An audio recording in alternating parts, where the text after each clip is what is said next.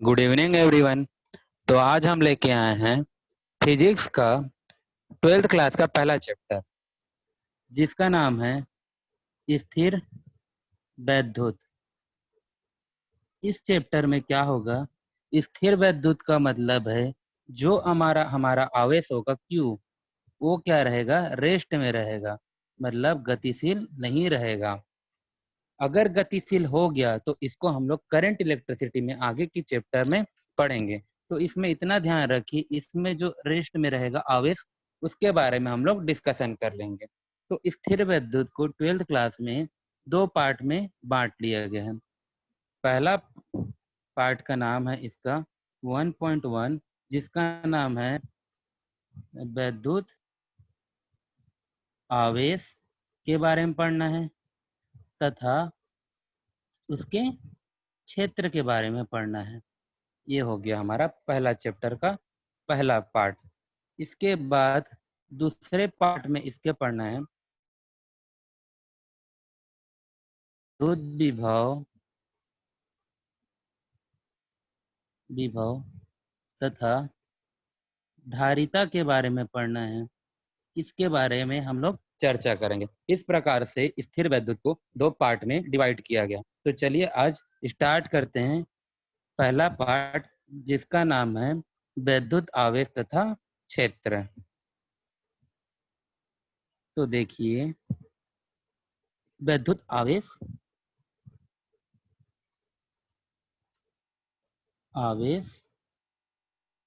और क्षेत्र इस चैप्टर से स्टार्ट करते हैं। तो पहले इसमें हम लोग पढ़ लेते हैं आवेश की प्रस्तावना। आवेश का स्टार्टिंग कहाँ से हुआ? तो देखिए, हम जब कंघी करते हैं अपनी सूखी बालों का, फिर कंघी को रख देते हैं, तो क्या देखे हैं? जो कंघी है धूल की कणों अर्थात छोटे छोटे धूल की कणों कागज के टुकड़ों को अपनी ओर आकर्षित करने लगता है। इसी प्रकार इस बात का निरीक्षण 6वीं सदी में एक वैज्ञानिक आए, जिनका नाम था थेल्स। इन्होंने ऐसे पदार्थ की ऑब्जर्व किया जो क्या करता था, छोटे छोटे पदार्थ को अपनी ओर आकर्षित करने का गुण था। इसे हमने एम्बर का नाम एम्बर, चूंकि यह ऊन से रगड़ने के कारण इसमें क्या रहता था, छोटी छोटी पदार्थों को अपनी ओर आकर्षित करने का गुण उत्पन्न हो जाता था। इसके बाद बहुत दिनों तक इस पर कोई चर्चा नहीं की गई, इसके बारे में किसी ने नहीं देखा। फिर आए 6वीं सदी में विलियम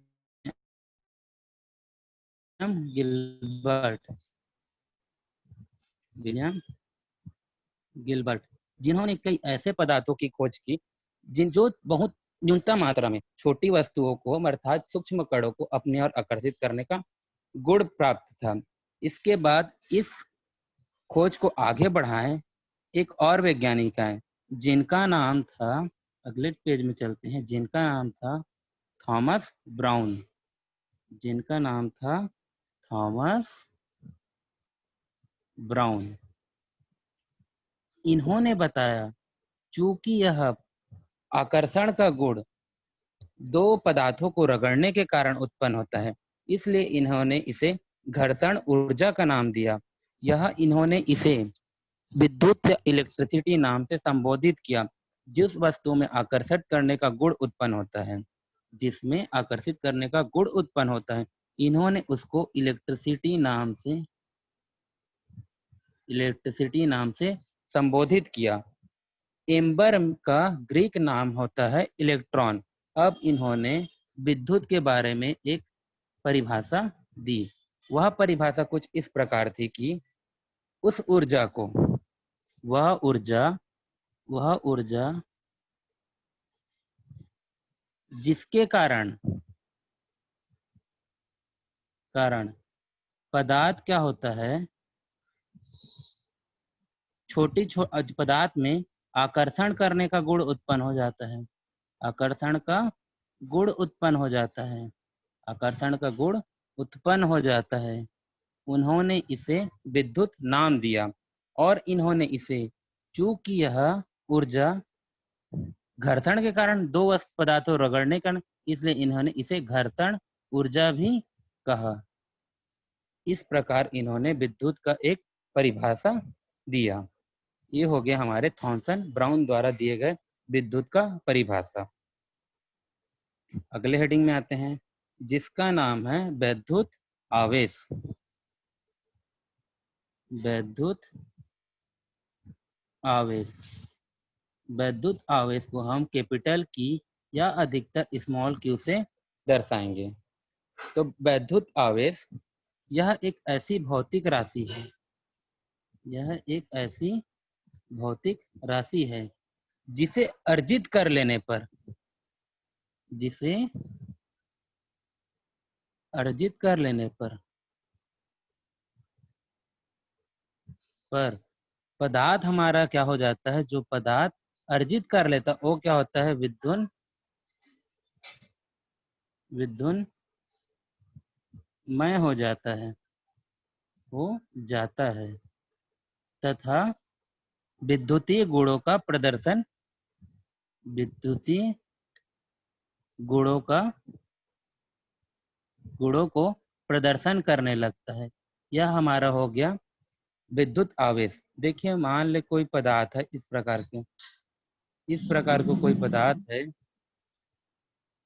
इस प्रकार का, अगर इसमें आवेश नहीं है, मान लीजिए अगर इसमें कोई आवेश आ गया तो अब क्या हो जाएगा, यह क्या किया, कुछ ऊर्जा अर्जित अर्जित कर लिया तथा अब क्या हो जाएगा, यह विद्युन्मय हो जाएगा तथा विद्युतीय गुणों का प्रदर्शन करना चालू हो जाएगा।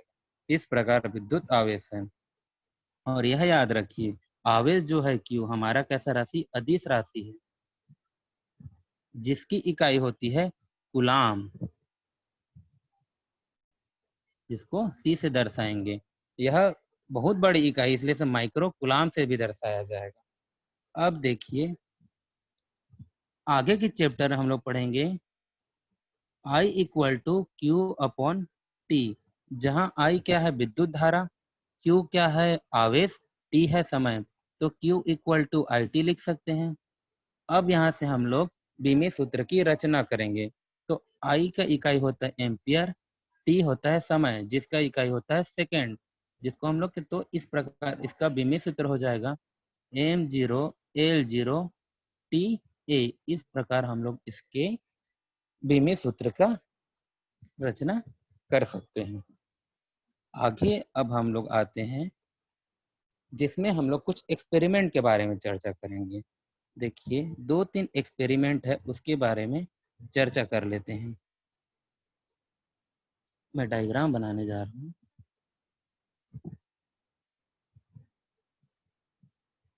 मान लीजिए ये एक क्या है, कांच की एक छड़ है, एक क्या है कांच की छड़, जिसे हमने रेशम के कपड़े से रगड़ दिए। अब रेशम के कपड़े से रगड़ने पर यहाँ क्या आ जाएगा, धन आवेश आ जाएगा। इसी प्रकार एक दूसरा आवेश, दूसरा छड़ लाते हैं, इसे भी हमने रेशम के कपड़े से रगड़ दिए हैं, तो इसमें क्या आ जाएंगे, धन आवेश उत्पन्न हो जाएंगे। चूंकि यह भी क्या है, कांच की छड़ है। अब दोनों में धन आवेश है। हम लोगों ने देखा कि ये दोनों एक दूसरे को प्रतिकर्षित करने लगे, इनमें क्या होने लगा, प्रतिकर्षण।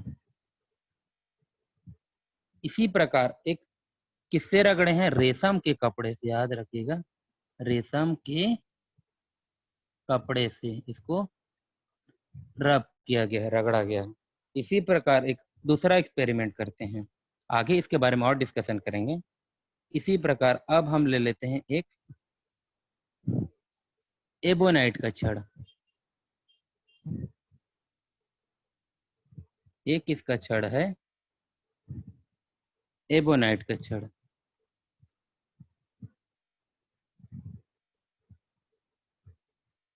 इस एबोनाइट की छड़ को हमने ऊन के कपड़े या बिल्ली की खाल से रगड़ा है।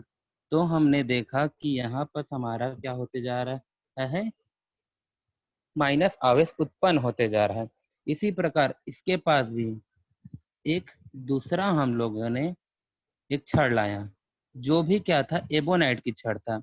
इसे भी हमने क्या बोला, इसे भी हमने बिल्ली की खाल या फिर क्या, उनके कपड़े से रगड़ दिया। तो यह देखिए, इसमें भी क्या होने लगा, माइनस चार्ज उत्पन्न होने लगा।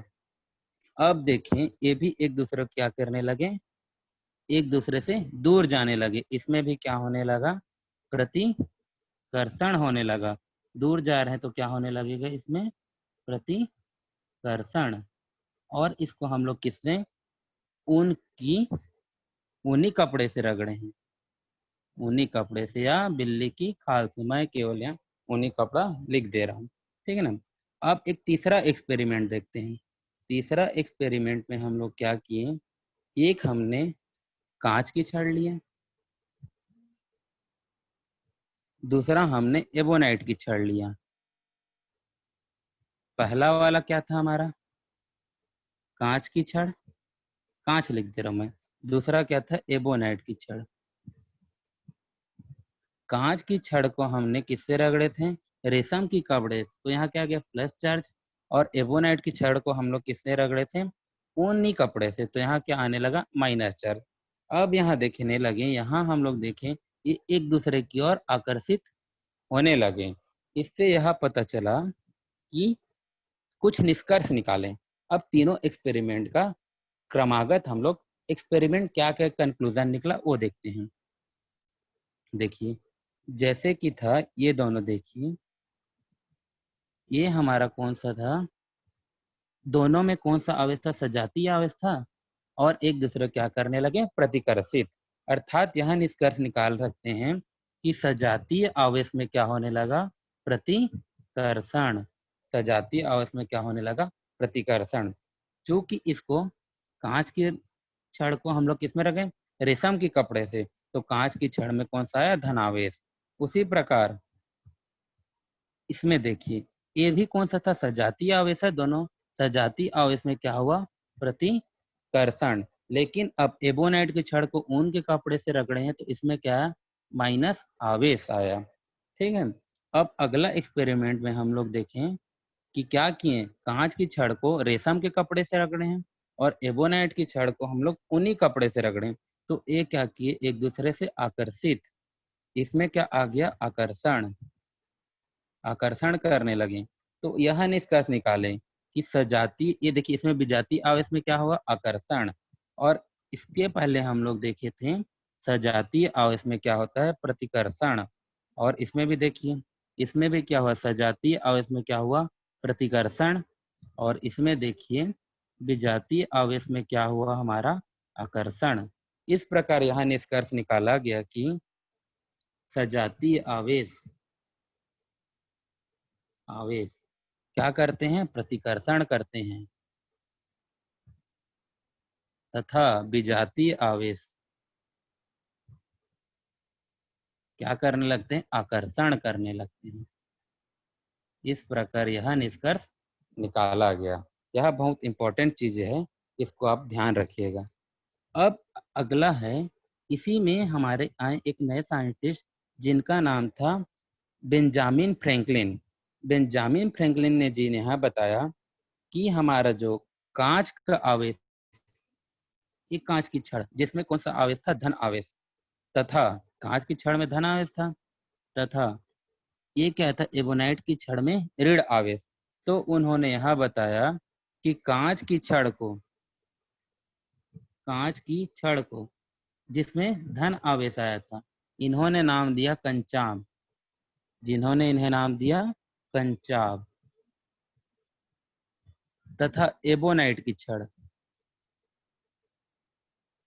जिसमें ऋण आवेश आया था, इसको इन्होंने नाम दिया, इन्होंने नाम दिया, इसका नाम दिया रेजनी, रेजनी। और इन्होंने ही बेंजामिन फ्रैंकलिन ने इसको दो पार्ट में नाम दिया। कंचाब आवेश को बोले इन्होंने धन आवेश, तथा रेजनी आवेश को ऋण आवेश। तो इस प्रकार से आवेश के प्रकार उत्पन्न हुए। आवेश कितने प्रकार के हुए, एक क्या हुआ, धन आवेश, और दूसरा क्या हुआ, ऋण आवेश। इस प्रकार दो आवेश उत्पन्न हुए तथा इन्होंने यह भी बताया सजातीय आवेश में क्या होता है, प्रतिकर्षण, तथा विजातीय आवेश में क्या होता है, आकर्षण। तो मान लीजिए दो आवेश है, एक क्यू एक क्यू, इसमें क्या होते जाएगा, सजातीय आवेश में प्रतिकर्षण मतलब एक दूसरे से दूर जाने की कोशिश करेंगे। इसी प्रकार एक प्लस और एक माइनस, ये क्या करेंगे, आपस में पास आने का कोशिश करेंगे। मतलब यहाँ क्या होने लगे, आकर्षण, और यहाँ क्या होने लगेगा, प्रतिकर्षण। प्रतिकर्षण होने लगा यहाँ यह। तथा इन्होंने अब इतना एक्सपेरिमेंट करने के बाद इन्होंने यह पता लगाया कि ये जो हम लोग एक्सपेरिमेंट किए थे, इन्होंने देखा कि कांच की छड़ में तो धन आवेश उत्पन्न हुआ गया था, जिसको हमने किससे रगड़े थे, रेशम के कपड़े। तो कांच की छड़ में जितना धन आवेश उत्पन्न हुआ है, रेशम की कपड़े में भी उतना ही ऋण आवेश उत्पन्न हो गया। उसी प्रकार एबोनाइट की छड़ में क्या हुआ, ऋण आवेश, तो उनके कपड़ों में क्या हो गया, धन आवेश। यह बात का उन्होंने एक्सपेरिमेंट प्रयोग द्वारा निरीक्षण किया। अब अगले वीडियो लेक्चर में हम लोग आपके लिए लेके आएंगे कुछ नए टॉपिक, आवेशों की मूलभूत कुछ संरचना या उसके बारे में, आवेश संरक्षण और रक्षण के बारे में हम आपको अगले क्लास में डिस्कशन करेंगे। अभी के लिए थैंक यू।